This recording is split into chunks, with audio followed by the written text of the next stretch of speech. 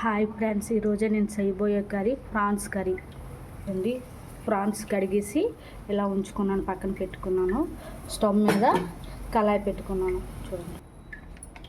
చూడండి ఆయిల్ వేసుకుంటున్నాను. 2 spoons oil.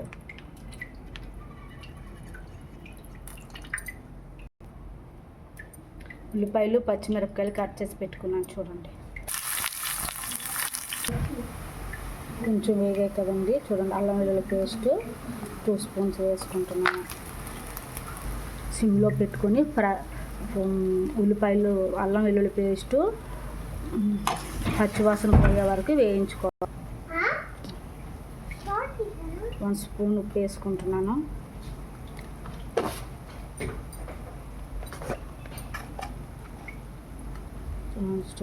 పసుపు ఉప్పు పసుపు వేసుకొని కలుపుకోవాలి. ఇప్పుడు రొయ్యలు వేసేస్తున్నాను.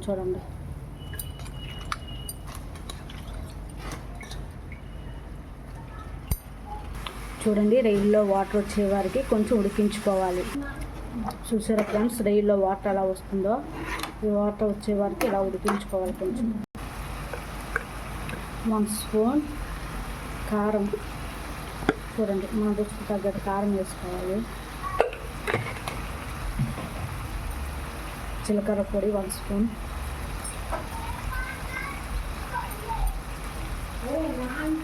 గరం మసాలా.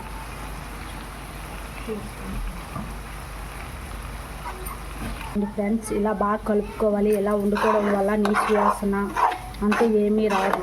ఓకే, చూసారా ఎంత బాగా ఉడుకుతుందో వాటర్తో. చూడండి 10 మినిట్స్ ఉడికించుకుందాం. కొంచెం కరివేపాకు వేసుకుంటాం.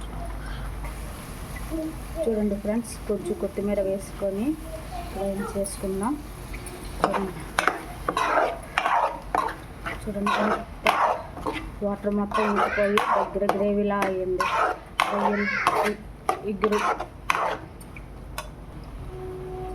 చూడండి వైట్ రైస్తో వేడి వేడి రొయ్యల కర్రీ రెడీ. చూసారా అంత టేస్టీగా ఉంటుందో ఎలా వండుకుంటే. ఫ్రెండ్స్, అందరూ చూస్తున్నారు కానీ లైక్ చేయట్లేదు. లైక్ చేయండి, సబ్స్క్రైబ్ చేయండి, బెల్ ఐకాన్ కామెంట్ చేయండి ఏదైనా ఉంటే. చూడండి టేస్ట్ ఈజ్ సూపర్.